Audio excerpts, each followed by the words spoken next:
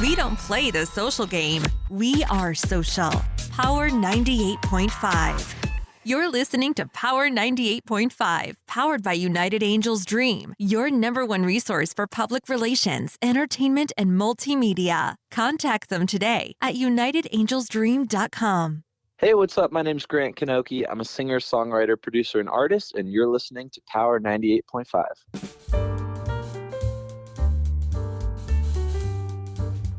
Good morning, good afternoon, and good evening. Happy Memorial Day weekend. I'm sorry, just got an awesome text that just came in. Thank you, Nicole and Alan. Yeah, I'm glad you're looking forward to this one. So thank you for joining us and listening. You're in the Actors and Athletes studio with Stephen Cuoco and Mr. Jake Jensen. Happy birthday, Jake. Thanks. I appreciate it. What's your birthday week been like? Lots of messages from friends and family and fans, and I've honestly been blown away by just the outpouring of support and love, and really means a lot. So it's been a good week, and I appreciate everyone's messages and comments, and it means a lot to me. Well, I like the various photos that you're sharing from Facebook to Instagram. You look timeless in every single one. You did have a recent photo shoot with, what was it, Andrew or someone? When are we going to get Adam? Where are these photos? When are we seeing them?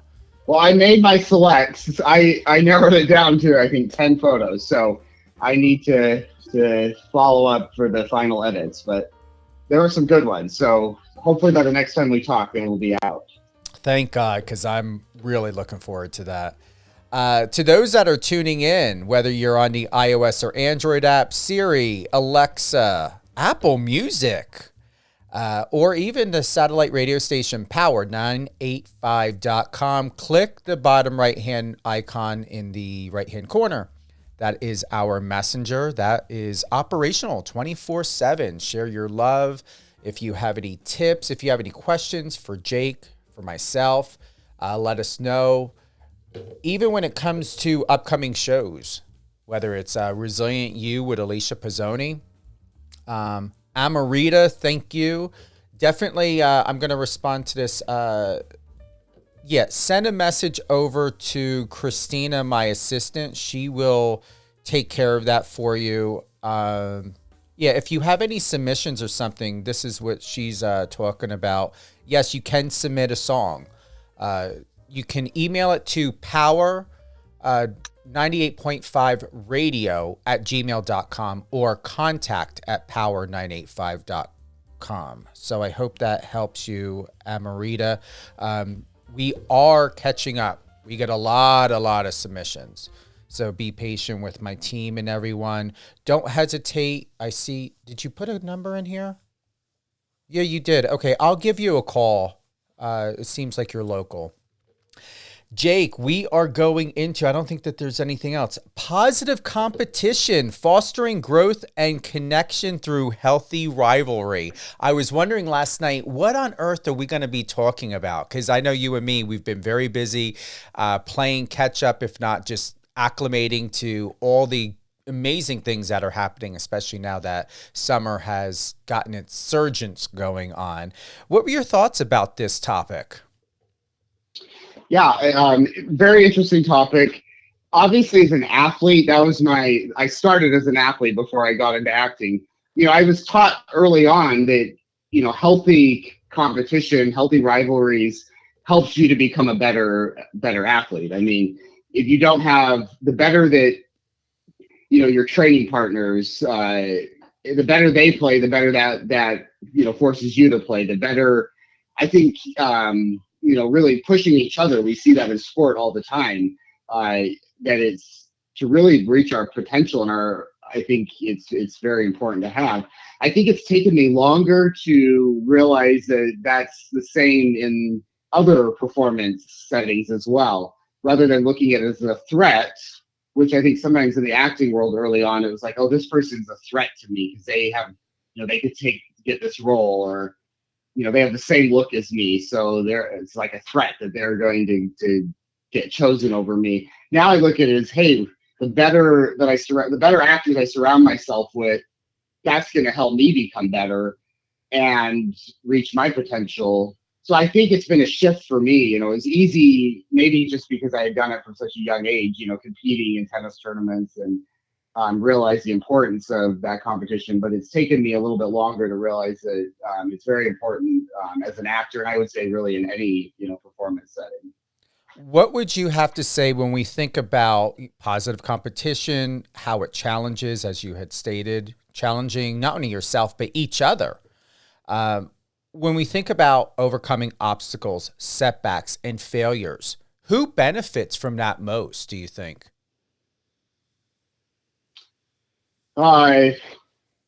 Benefits in the sense of, let's say you and I are playing tennis. yeah. You're seasoned, I'm not. How would I benefit? Common sense would think, okay, you're up against Mr. Jake Jensen. Steven, Yeah. you rarely hit a tennis racket in 20 years or have one in your hand. But isn't it to where even the pro can learn from someone who may have never kicked a ball, thrown a ball, had a racket in their hand? Yeah, absolutely. And, I was lucky. I had a coach, Rauno Suominen from Finland. He was my coach from age 13 to 25. So I worked with him for like 12 years. But he taught me that no matter who your opponent is, you can gain and learn something from it. So obviously you need to play or compete against a certain number of opponents that are around your same level, so that it's very competitive, very close. You also need to play some that are better than you to show you where you need to go. And then it's okay to play some that are, if I play you in tennis, I'll probably win because I play all the time. But I can still work on things. I can notice, even flip into a little bit more of a coaching mode and learn more about the technical side of the game and technique. So I think no matter who your competition is, there is something you can learn from that and get from that. I know that one of the key components is, bouncing back from setbacks or bouncing back from defeat. When I was younger, I'm going to be honest, I was way too competitive. I ran track. I just love running. I love feeling that I'm floating or in the air, absolutely weightless. I wasn't too overly competitive to where I felt more like when you're in sports. I feel that people are equal, even though that we're at different levels. We're still equals because we all have some sort of drive and determination every single day, whether it's for ourselves or for what we're aiming for in life. However, board games, I was not a fair sport. And Monopoly is my favorite board game. And, it doesn't matter what it was. Even playing video games, which I'm sure you can relate to, Jake, I did not like to lose. So my question for you is, for those that are out there, we understand the healthy mark when we think about healthy competition. But there are people that don't see it as something as healthy competition. There are people that believe they have to win, whether it's in finance, sport, whatever it is, they have to win. They have to win all the time. And there is no truth to understand or to even, as I'm processing this, to even consider that the person could have an idea of being a loser or not have been number one. How do you work with people, or do you work with people, or what's your experience been like when it comes to a person who believes they have to be number one all the time? There's no such thing as losing in their life. And has there ever been any sort of retaliation, or how do you recommend dealing with retaliation when we think about competitiveness and people who are just sore losers? Yeah, there's a lot to unpack there from what you just brought up. I agree with you. One of your early statements you made today was that everybody's competitive to some degree, and I absolutely agree with that. But I think, we see those people that are competitive in every single thing that they do. There's others that, like me, that are more, I tend to be very competitive in things that I'm good at. And maybe as a defense mechanism, things that I'm not as good at, like board games, I just kind of have fun and smile and enjoy, but I'm not super competitive. And I think it's finding that healthy balance. People that get what we call in sports psychology that are ego driven, where it's only about winning or losing. I think that's a problem.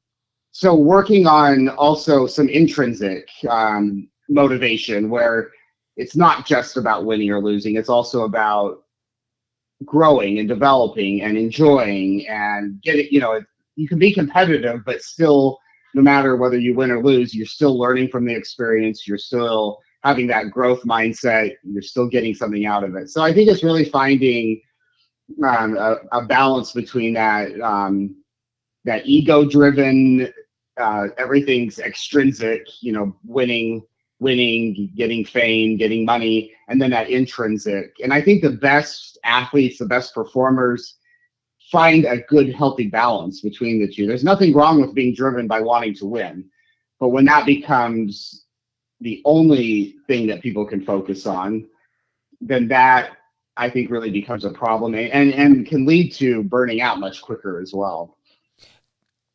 I'm going to honestly say there most definitely are other factors to a person who doesn't handle not being number one, not being seen as a winner. We know there's different forms of narcissism. There are different ways of that people use competition as just like social media. It is a way to, it can be a drug, it can be addiction, it can be an escape. Have you encountered people that have used sports or otherwise ways of escaping in a very unhealthy way, but perceived or led people to perceive that they're all in this because they got their heart into it? And really it turned out to where the person would do anything to not only destroy themselves, but to destroy someone else if their facade was challenged. Absolutely. And I think that's why, unfortunately, sport, can bring out the best in people. I shouldn't just say sport, I should say competition. But it also, we see, cheating and doing anything you can to gain that advantage. I mean, that's why in sports, we've got athletes, using performance-enhancing drugs, doing everything they can to get that advantage. There was a study that's been repeated multiple times, Steve, and I find this super fascinating, that it asked like Olympic to professional level athletes, if you could take a drug that would guarantee that you would win, like a gold medal, and not be caught, so you wouldn't. There's no chance you'd be caught cheating. It would guarantee you that you would win, but you would die within 5 years as a result of taking this drug, just hypothetically. And then over 50% said, yeah, they were willing to do that. I mean, I think that shows how our society, how much the emphasis is placed on competition, on winning, that people are literally willing to die for it. So when you hear that, it's like, of course people are going to cheat and do things when that becomes the only, winning and being the best, being number one. And that's, honestly something we need to, as a sports psychologist, as a performance psychologist, have to be aware of, because that's that our society really pushes that kind of, I think, emphasis on winning and being the best. But it can lead to, like you said, a lot of it's like an addiction that you'll do anything to get. This is what I wrote down in my notes for today's show. Engaging in positive competition creates opportunities for meaningful connections and camaraderie. It brings individuals together with shared interests, values, and goals, fostering a sense of community and belonging.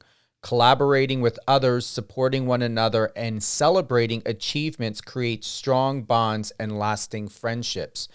Whether it had been softball or flag football or any sport that I had played, that to me is what sums it up of healthy competition, because it's going to be able to not only, whatever age you are, and wherever you're at in your life, we are constantly in evolution and change and growth and expansion, and things get demolished and new things get built, and we move around and we go through things like the pandemic or other things in life. It is all about communication and community, and asking the question, who are you? What is your name? First question, what's your name? Hi, this is who I am. And finding a common ground to connect. And I believe that when we are challenged first with ourselves and put into a situation or amongst other people or a person, it really gives the opportunity of a mirror reflection to find out who we are in situations that we may never be in order to, if you don't want to look at it or consider it, to some, because there are people that don't like the idea or the word of competition. But then again, how about if we consider a word like, what would the word be instead of competition, you think, Jake? That's a great question, because I I use competition, even though I absolutely agree with what you're saying, that there's people have a very sometimes negative connotation with competition, but I still use it. I don't know. I'm gonna have to give that a thought and maybe come back to that later in the show. I know, because other words for competition: competitiveness, vying, contesting, feuding, conflict.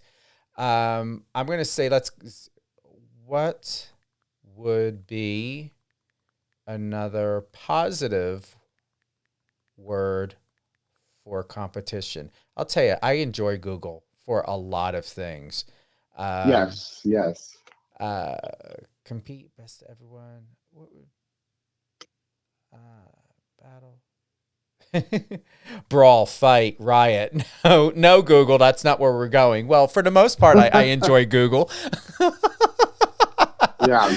But you understand what I'm saying. It's absolutely, yeah. It's I would say growth.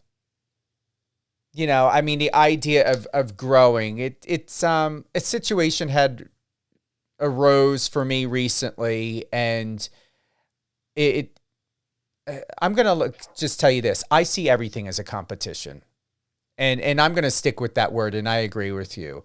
It just came to me. In addition to competition, let's just say understanding.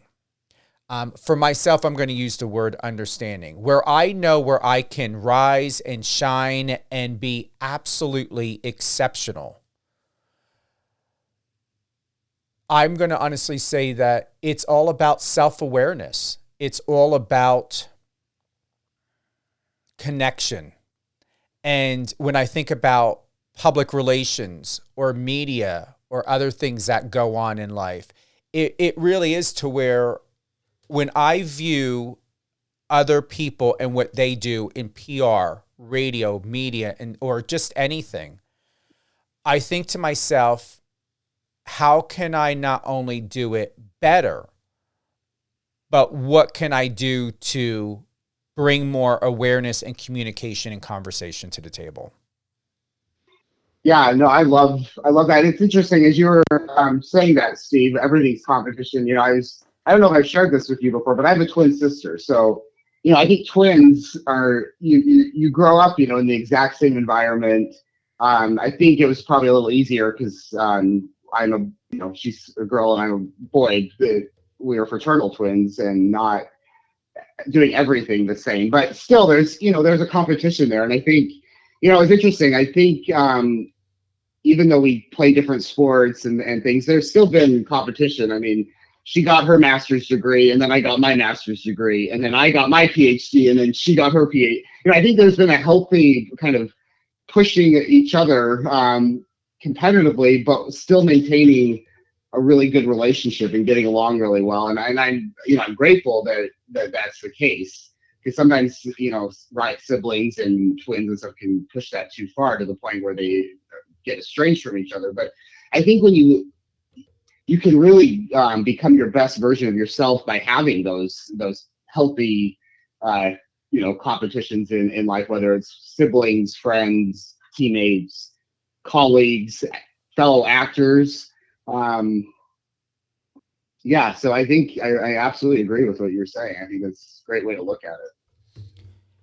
When you just started out in sports, or even what you're doing in sports psychology, did you feel that you needed to be competitive at all in your field? Or did you meet anyone where you assess yourself every day to where I respect him, I respect her, I like what she has to say, I like certain points here. However, I can do it better this way. I can enhance it or improve it this way. Do you go through that at all in your profession? Yeah, all the time. I mean, I think back to, even as a graduate student, I was competitive with the other grad students, especially in my PhD program. But I think I also recognize that, hey, there's things I can learn from them. There's things that they can learn from me. And ultimately, I want all of us can be successful, that we don't, that, me being successful doesn't put somebody else down. Them being successful doesn't put me down. But I do think that competitiveness with each other ultimately did absolutely, and still does, colleagues of mine that I respect and I collaborate with and learn from. There is a competition there, but I think fortunately, again, I view it as a challenge and learning from it, not as a threat. And that's something, it's been a process to get to that point in life. But I think I do much better at that now than I used to do even as a college tennis player. I felt very threatened a lot of times by my opponents, rather than, hey, this is a chance to, or even my teammates, you're going at each other for higher position on the team and getting to play higher. And I always looked at that as a threat, rather than, I wish I had more of the perspective now that I have. I think I would have done a lot better, feeling challenged rather than threatened. I'm glad you brought that up. And what's perfect is, here's another note I had written down. Skill and development and learning. Positive competition provides a platform for individuals to refine their skills, acquire new knowledge, and gain valuable experience. By observing and learning from others, individuals can identify areas for improvement and develop strategies to enhance their performance. That's what sums it up for me right there. Exactly what you had stated, Jake. Even when feeling like that, because I'm going to be honest, I do as well in my career. Even to this day, I still feel threatened, and I'm going to be more specific. I feel threatened by the fact where most people, I believe, should know the right thing to do. I believe most people, if not everyone, should understand and respect to consider what could it do to someone else emotionally, mentally, and or physically. Even when we think about sports and competition, really, who are you up against? And then also, it's about taking responsibility to realize, why would anyone want to accept less, knowing when hiring you and when hiring myself for what we are beyond exceptional at doing? And I highly doubt, Jake, I'm speculating here, that I guarantee people probably think and assume that when you take on certain clients or certain jobs or certain opportunities, or even when you're offering your time, I guarantee you they look, they hear you, they see you, they observe you, they interact with you as though, Jake, what are you doing here? You're bigger than this. You're better than this. I tell you, I get that a lot. And what puzzles me is why anyone would accept to work with or to hire or to pay someone else who is just meandering through life in a very way that's just basic. And however a person may interpret that, there are different levels. And I find that basic is received and credited and warranted and paid for more often than someone like us that is exceptional. What are your thoughts? Yeah, I mean, I think I saw that a lot when I used to be a tennis coach. I would see so many coaches that, for whatever reasons, were just going through the motions, doing the job, and not really. Yeah, they're being basic and not really putting everything into it. And when I know when I was coaching, I started feeling that a little bit as well, that I was just going through the motions. And that's where I had to check myself and go, is this really what I want to be doing? Is this really what I want to be pursuing as my full-time career? And I had to be honest and go, no, it's not. I want something different. And then as soon as I shifted that, then I suddenly, decided to go back to school and get advanced degrees. And I decided ultimately to pursue my passion of acting. And as soon as I did that, then I didn't have any desire to be basic anymore, because I found what I really wanted to be doing. And I think a lot of times people are basic at what they're doing because they haven't allowed themselves to fully pursue what really will drive them, what really is important to them. And so I look at it as why is that person, why is that individual being basic? I see it with students. They're basic students getting by until they find what they're really interested in studying, really interested in pursuing, and then suddenly they go from basic to exceptional because they are excited and driven and motivated. They found what is important to them. And I think with us, we found what drives us, what keeps us not wanting to be basic. You love what you do. You're great at what you do, but there's that passion there. And I don't want to oversimplify this, but I do think a lot of people get stuck and they're basic because of that. They're not allowing themselves or having the courage to change what they're doing, whether it's career, life situation, whatever. So I think, and that's where, again, when we find what really is driving us and motivating us and pushing us, then competition becomes a way to help us get even better, rather than looking at somebody that's doing it better than us and going, gosh, they're just trying to show us up, or good for them. I don't want to put that level of effort in. But I think when you, again, are really in, allow yourself to be in what truly is motivating and is your passion, then I think competition becomes something that we all have an easier time embracing, rather than feeling threatened again or resentful of.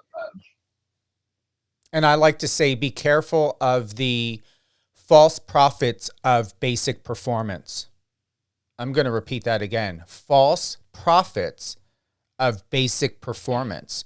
There are false prophets of basic performance, Jake, that can come across extremely exceptional. And those are the ones, and to put it very simply, are the copycats of the Napoleon Hill and Think and Grow Rich, and people who've got all these programs. To go back and slightly digress, to add, in addition to my whole point of basic performance, there are clever people, very, very masterful people that are manufactured, and they've manufactured themselves by going to events and talking to people, and they are what I call personality hijackers.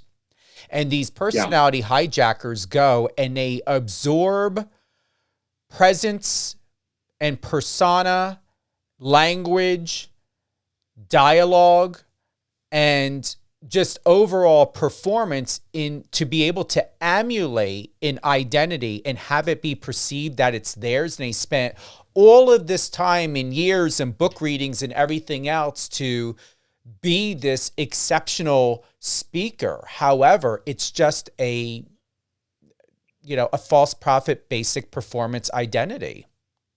Yeah, Yeah. And don't you think, Steve, that social media has allowed that to even happen more? Because you can make it look pretty and have all, you can have a social media accounts and websites and things that look like you know what you're doing and that you're, you've got all the bells and whistles, but is there really substance to that?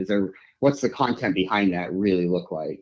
I don't know. To me, I think it's changed with how much social media has changed. I'm very happy, very, very happy that you asked me that, because you just triggered something within me to think about and to speak on and to give you an answer, all the above. Is why are people not fucking suing for plagiarism and identity theft and everything else like that? I mean, seriously, when we get down to the fact of it is fine to be inspired. You write, I write. I am an internationally award-winning author. I've earned that. All of my content is original. It is not, none of it stemmed from reading a book or listening to an audio or going to an event. It is all from me. And what is astounding is why I believe people get away with so much is you can go ahead and mimic and copy and regurgitate information, whether a person is live or dead, and make money. A person can go and can go to a pharmaceutical company or go to whatever type of company that's manufacturing beauty products, and you don't have to know anything of what's in the bottle or what's in there. You just go, you buy a package or whatever, you get a graphic designer, you have a label done, you make a name for your business, register your business, and then boom, all of a sudden you are you're a health and nutritionist. You're selling products. There is no effort to understand what is being said, what is being published, what is being endorsed, what is being supported anymore. It's just, for the most part, schemes. Absolute schemes.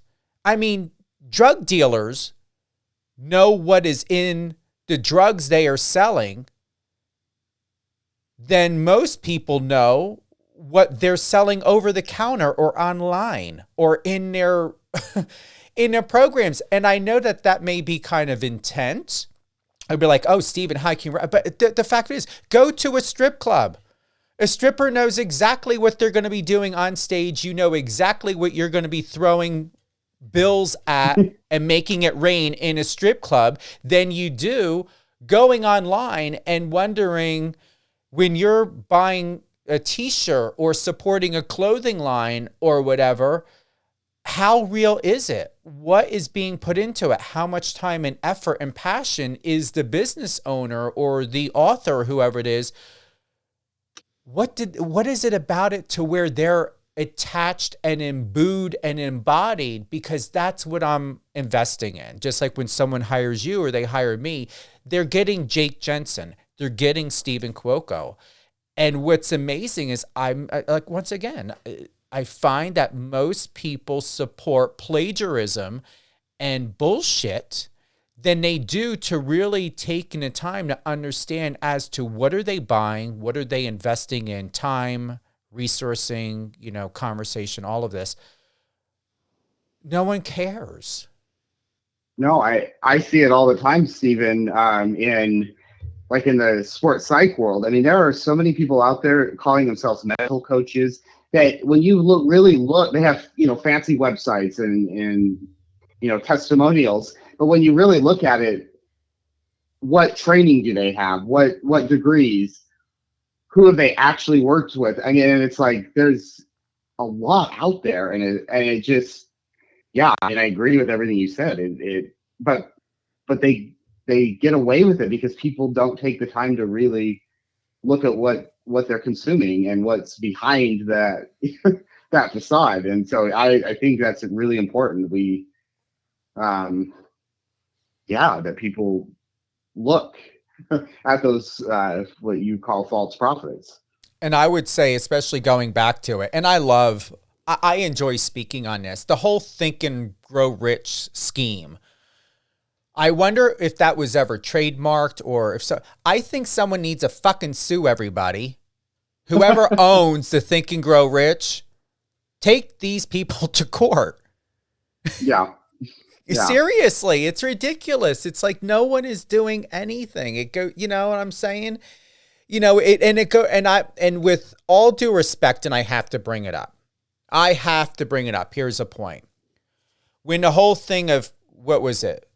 Kylie Jenner or whatever, a billionaire? Yeah. I knew that was bullshit. And I tell people all the time, Google it. Whatever. It's like when we think about millionaires and billionaires, it's more on paper than it is actual cash or in the bank. It's always on paper.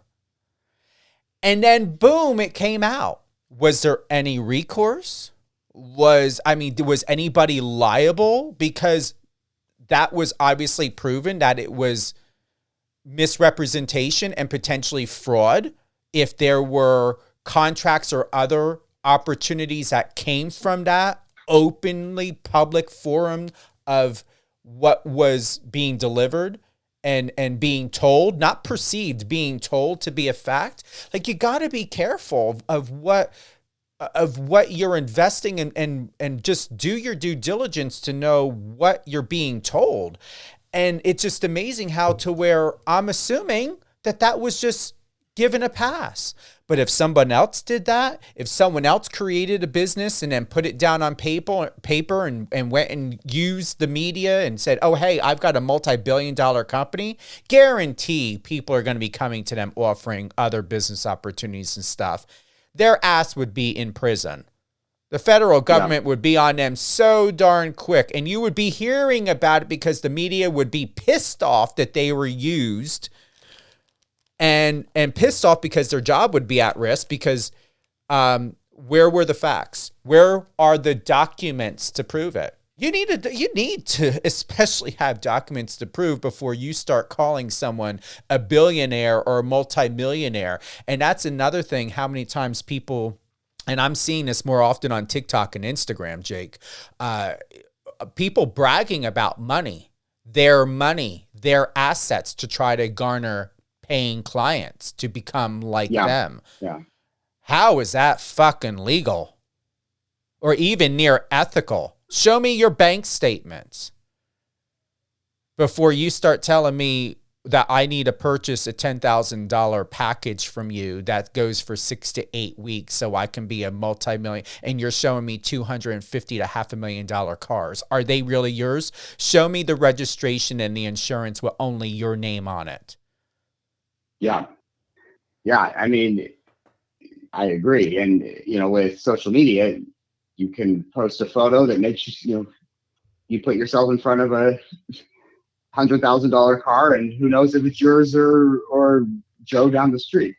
And I think with all this AI generated content now, it's just going to get worse. Oh, it is. Because, I mean, it's nuts, but yeah.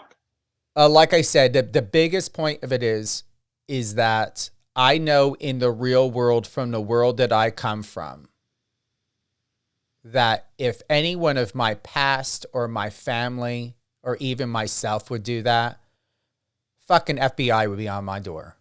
How other people get away with it, and blatantly people know people aren't stupid. We can see it in the news in comparison between, people from different walks of life or different, economical backgrounds. There is discrepancy when it comes to accountability. And this does tie into our point today, because it really matters to put it in a better perspective, a more clear perspective. Positive performance really it has to do with what are you doing or what are you not doing when it comes to the performance of self, whether it's in sports, business, finance, whatever it is. What are you doing to earn it, to be able to also retain it, and to elevate it through education and research? It's all about, once again, positive performance, integrity, transparency, honesty, commitment, due diligence. The last component I wrote down here in my notes, and what coincides perfectly, is sportsmanship and fair play. Once again, sportsmanship and fair play. To sum all this up, whether sports related or otherwise, sportsmanship and fair play. Positive competition emphasizes sportsmanship, fair play, and ethical conduct. Ethical conduct. Okay? It instills values such as integrity, respect, and empathy. Engaging in healthy competition teaches individuals to appreciate the achievements of others, handle success and failures with grace, and demonstrate respect for opponents. I'm going to read that one more time.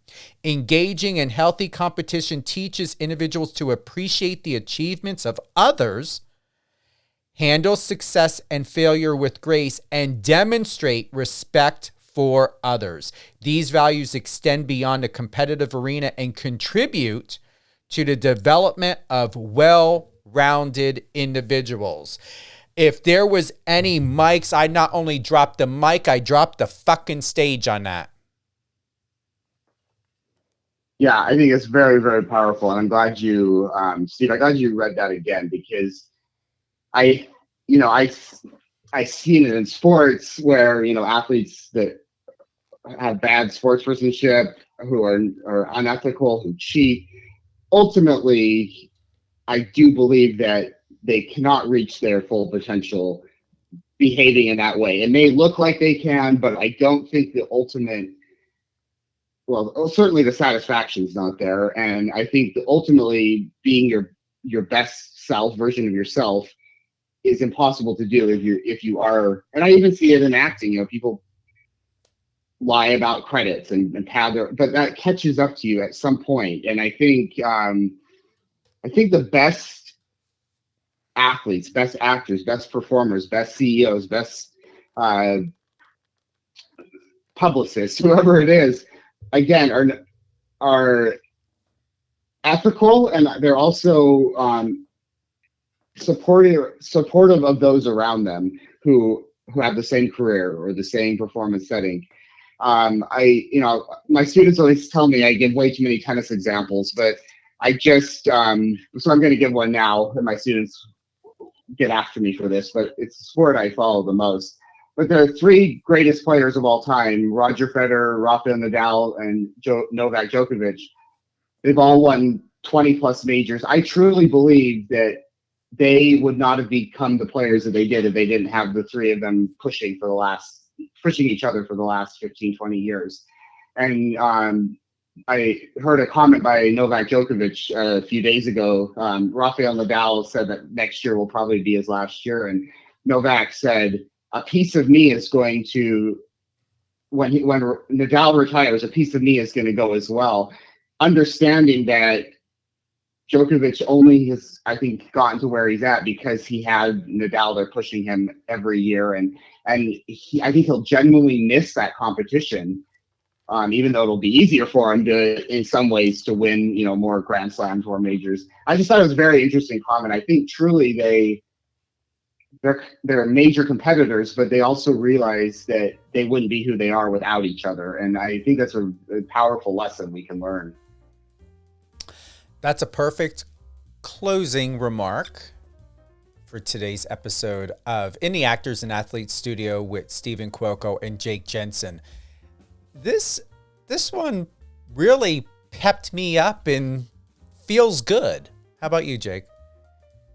I feel very good, and I forgot to give a shout out to Sammy Lee, who was gracious enough to have me at her charity event, Samantha's Friends, last weekend, where I had the opportunity to meet some fantastic people from all around the country. I got to help out with the auction with a bunch of great actors, on a bunch of soap operas, and just super great guys who have their own charities that they support. Samantha supports a whole bunch of charities, but again, I think it goes along this line of what we were talking about today, that we were there supporting each other, helping each other.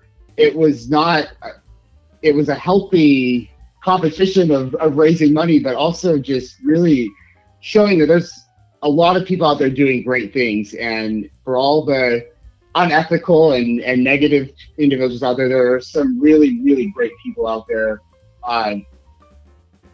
doing charitable work, volunteering their time, supporting each other. And it was I would say, a life-changing event last week, and something that I'm extremely excited to continue to be part of. And so I just wanted to, Sammy runs these charities twice a year up in Sarasota, Florida, and just a wonderful event, very good cause.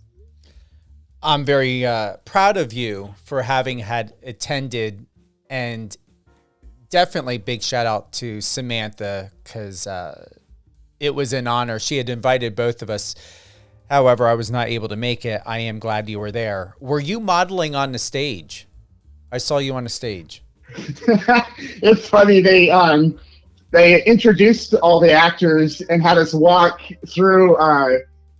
They weren't curtains, but we couldn't see into the room. And I was the first one to go. I had no idea what to expect. So I walked out there, and there was a runway that we were supposed to walk down. And I had this look. I'm sure I had this look on my face, like, what's going on? But I recovered pretty quickly and walked down the runway, and the photos looked good. So I guess I recovered pretty fast. But next time I'll know what to expect. But it was funny because I really had no idea what I was walking into. So that was fun. I saw one of the photos, and I wasn't too sure. Like, I was assuming you were modeling, but yeah, you had a big smile on your face. It's remarkable. Big shout out to Marcos Papadopoulos over at Digital Journal. He did a review. Samantha's Friends 2023 benefit multiple charities with the help of daytime actors. You look fabulous. You're there next to film producer, director, TV also film director and producer Gregory. I'm loving this photo. Got Eric Fellows in it, Mike Manning, Christos. The verdict, the 27th annual Samantha Friends was such a poignant and inspirational event. It is highly worth checking out if one is ever in Lakewood Ranch, Florida, near the Sarasota area. It raised money for multiple noteworthy causes, coupled with the presence of some daytime TV guests and Emmy Award-winning actors. There was a feeling of euphoria and nostalgia in the country club venue where the event was held. Exciting. It was very exciting, and I feel like I made friends for life, honestly. It was a great event. Oh, you did. You're, like I told you in the text, you're forever now part of the family. I mean, more look forward, and I would be, as far as I'm aware of, be thinking that you're going to be invited to a lot more stuff and in the loop now of what's, because there's a lot that goes on with all of them, with all the actors and producers and directors and even some writers. It's like its own little Hollywood hub. It's like there's a lot, especially with Samantha involved, there's a lot that's going on. So I'm looking forward to phone calls or text messages from you. Be like, Steven, did you hear? Steven, do you know? Steven, I was invited. Yeah. I will be sure and share them. Any closing thoughts? I just think, again, I've said this a bunch today, but looking at competition as a challenge rather than a threat. And I know that's sounds simple, and it's not easy to always do that. But when we're challenged and excited, to me, challenge is exciting versus threat is something we want to, flee from or get into a defensive fight mode. When we can be challenged versus threatened, that brings out the best in us. So I think that would be my takeaway. I greatly appreciate that. My closing thoughts are: overall positive competition encourages personal growth, resilience and connection, skill development, and sportsmanship. It creates a platform for individuals to challenge themselves, learn from others, and form meaningful relationships. By embracing a spirit of healthy competition, individuals can unlock their full potential and can contribute positively to their own lives and a wider community. Thank you again, Jake. It has been exciting. Another successful show. We did get some questions in, probably in the next episode or so that we do. I'll go back and go over some. Not too sure if I wanted to address. I am gonna ask you this question because one did come in. Would you ever want to have a conversation? A question came in about what our thoughts are when it comes to the trans in sports. I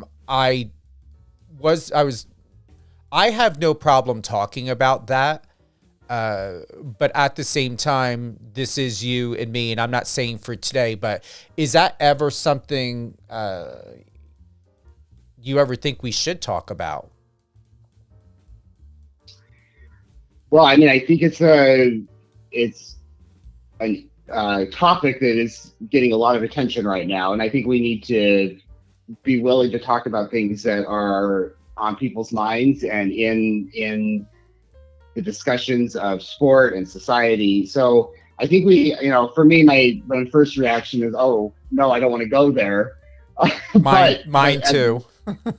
But my second thought is this is something that's very, very pertinent right now and being talked about. And so I think it's something to think about. And certainly we can talk more about that off air. But yeah, I mean, I think we need to be willing to not always talk about stuff that is easy.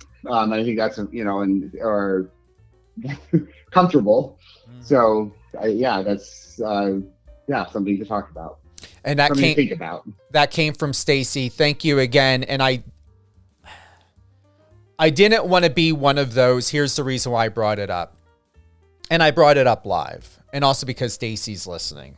And there are times that I will respond to certain things and times I won't. And I'm just thinking to myself, from a media perspective, a journalist is to be extremely objective and unbiased. From the publicist in me, I'm going to be honest, Stacy, and so Jake can just open. The PR in me doesn't want to talk about it. The journalist in me has no problem to, because I understand where the question is coming from. And also I feel from a journalist perspective, it would be disrespectful to not, when you had clearly stated, Jake, that it is a topic and it is a topic that's getting out of control in conversations where there is no offering of real resolution in some way. It's just, here's my viewpoints and thoughts. It seems more subjective than objective. And that's the journalist, the media in me that's like, oh yeah, I can talk about this. But once again, to be very, very clear and fair, I do not shy away from controversy from a PR perspective or a journalist perspective. I just know from a publicist, to speak as a PR representative, I think to myself, oh God, what scrutiny am I going to get? However, the competitive side in me is I am not the person, and I have no desire to be, who sweeps things under the rug. Yeah. So with that, I'm open offline to chat with you about that, Jake, and to pay attention to the scope and the intensity of the direction of where it's going. And I know a journalist recently spoke on this who works or is in sports journalism. And I'm wondering, and I believe and feel that you and I are two exceptional professionals that could speak objectively on a topic like that. So once again, Stacy, thank you. And I just wanted to offer support and respect to that and not dismiss it, because I believe most people would dismiss that question. No, and I appreciate that too, Steve. I mean, I work within a collegiate athletic department now, so this is a topic that I guarantee is going to come up in athletic department meetings. It's going to come up with coaches.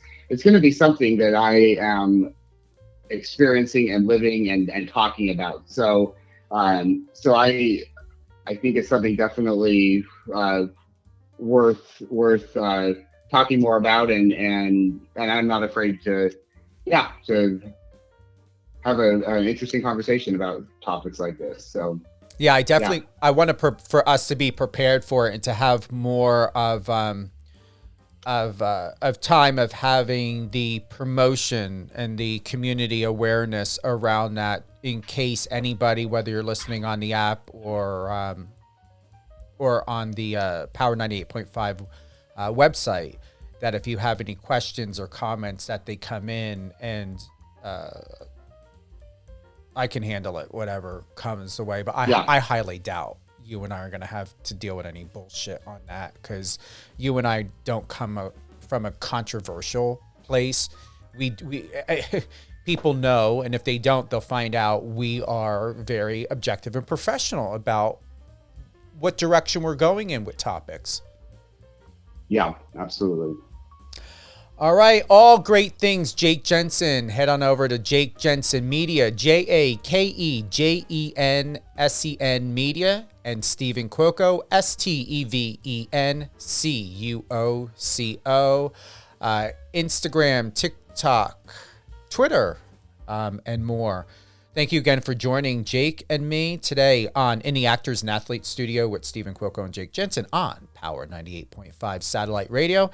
And if you are happening to listen to this show or any of the shows on Amazon Music, Amazon Audible, iHeartRadio, and Spotify, remember, all great things come first at Power 98.5, whether it be downloading the iOS or Android app, listening to us on Siri, Alexa, and we are live streaming on Apple Music. Have a great day, everyone. And Jake, happy birthday.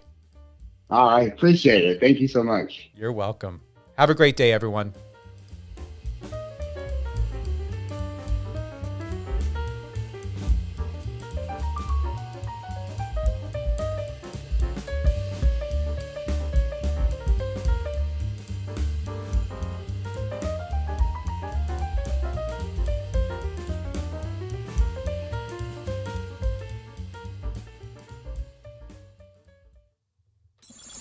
Friend us on your socials and let's connect.